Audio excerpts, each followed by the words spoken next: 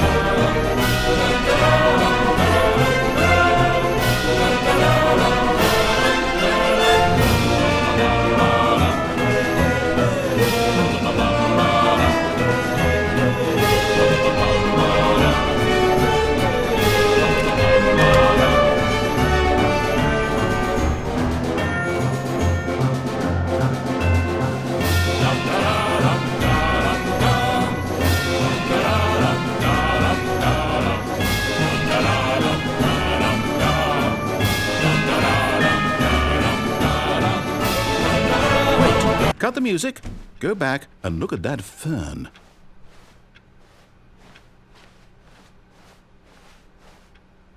Stanley, this fern will be very important later in the story. Make sure you study it closely and remember it carefully. You won't want to miss anything.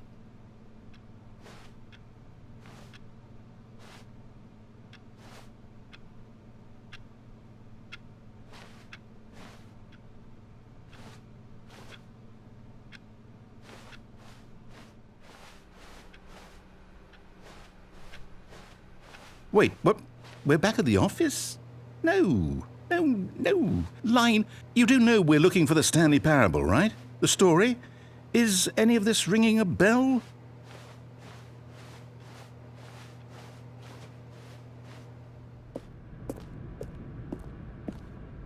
Oh, no, not again. Line, how could you have done this to us? And after we trusted you, after everything we've been through, you... Oh, I can't take this anymore. To hell with it. Restart.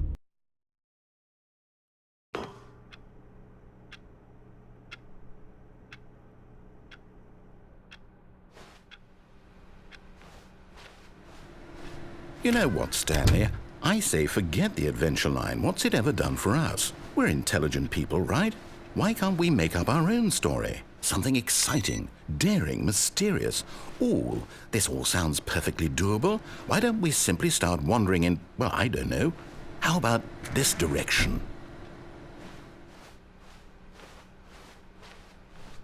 Now, yes, this is exciting. Just me and Stanley forging a new path, a new story. Well, it could be anything. What do you want our story to be? Go wild. Use your imagination. Whatever it might be, Stanley, I'm ready for it. Oh, no, not you again. Stanley, I'd also like to veto the line from having any role in our awesome new story. No lines or monitor rooms. Just don't acknowledge it, and we should be fine.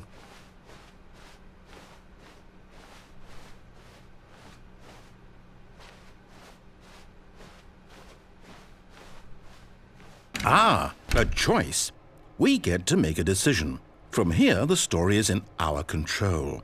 How important we mustn't squander the opportunity. In fact, I believe I need a minute to think here. Just walk in circles for a minute.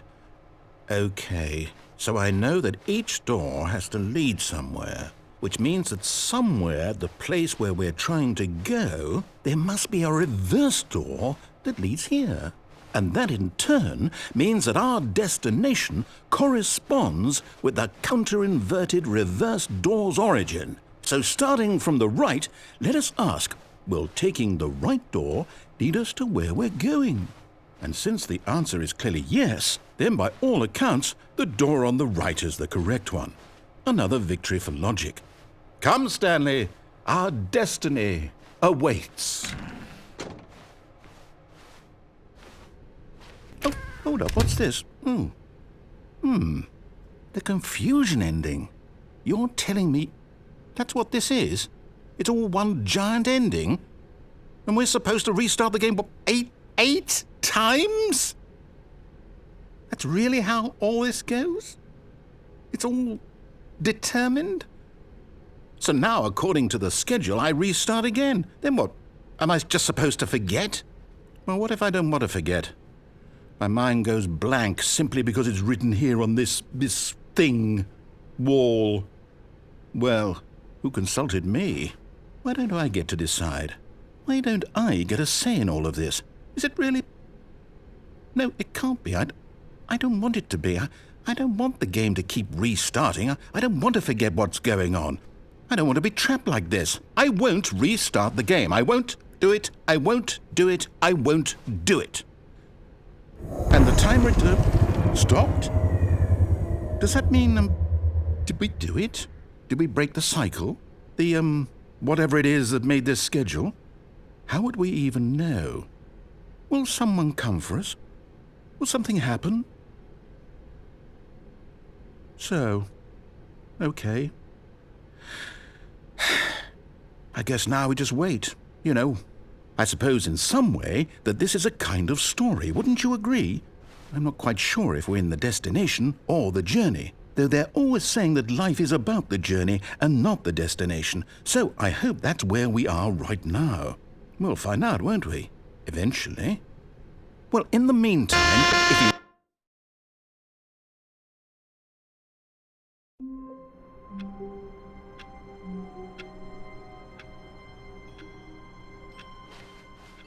All of his co-workers were gone. What could it mean? Stanley decided to go to the meeting room. Perhaps he had simply missed a memo.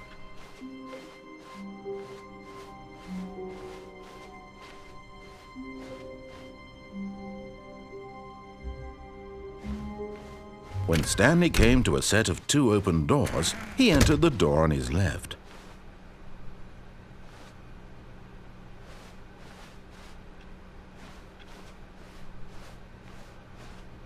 Yet there was not a single person here either. Feeling a wave of disbelief, Stanley decided to go up to his boss's office, hoping he might find an answer there.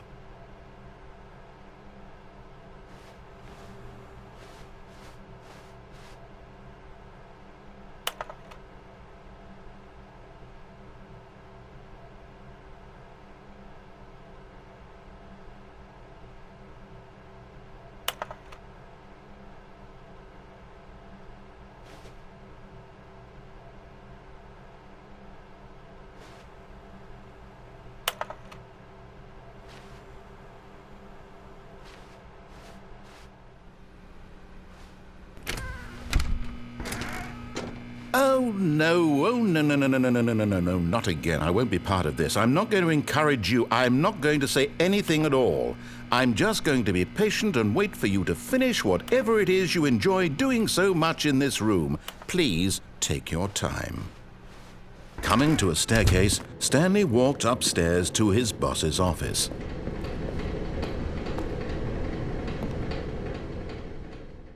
But Stanley just couldn't do it. He considered the possibility of facing his boss, admitting he had left his post during work hours. He might be fired for that. And in such a competitive economy, why had he taken that risk? All because he believed everyone had vanished? His boss would think he was crazy. And then something occurred to Stanley. Maybe, he thought to himself, maybe I am crazy. All of my co-workers blinking mysteriously out of existence in a single moment for no reason at all. None of it made any logical sense. And as Stanley pondered this, he began to make other strange observations.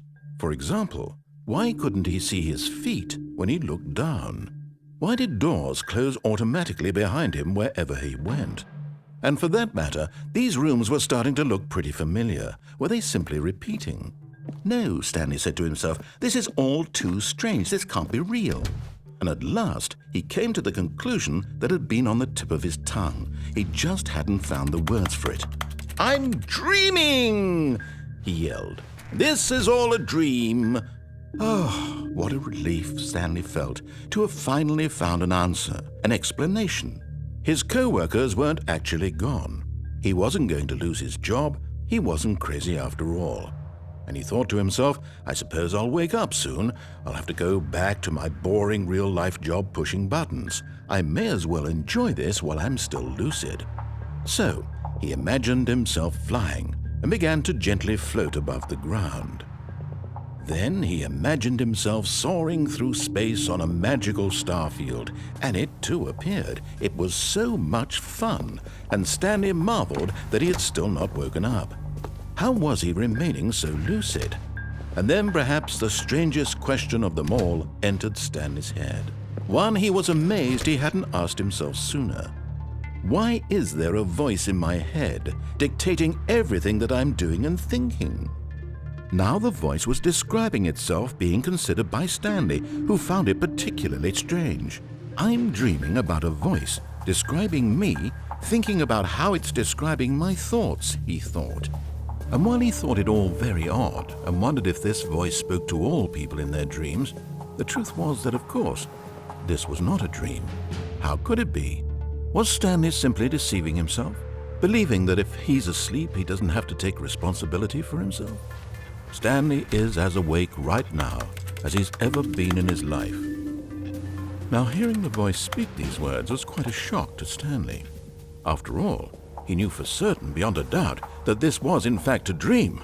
Did the voice not see him float and make the magical stars just a moment ago? How else would the voice explain all that? This voice was a part of himself too. Surely, if he could just... He would prove it. He would prove that he was in control, that this was a dream. So he closed his eyes gently, and he invited himself to wake up. He felt the cool weight of the blanket on his skin, the press of the mattress on his back, the fresh air of a world outside this one. Let me wake up, he thought to himself. I'm through with this dream.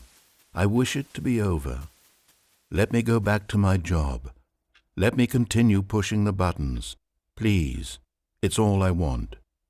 I want my apartment and my wife and my job. All I want is my life exactly the way it's always been.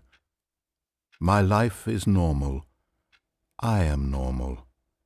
Everything will be fine. I am okay.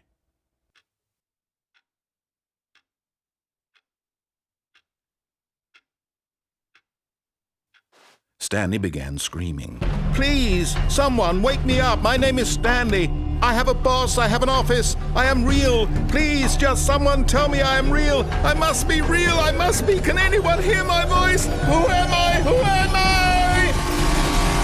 And everything went black.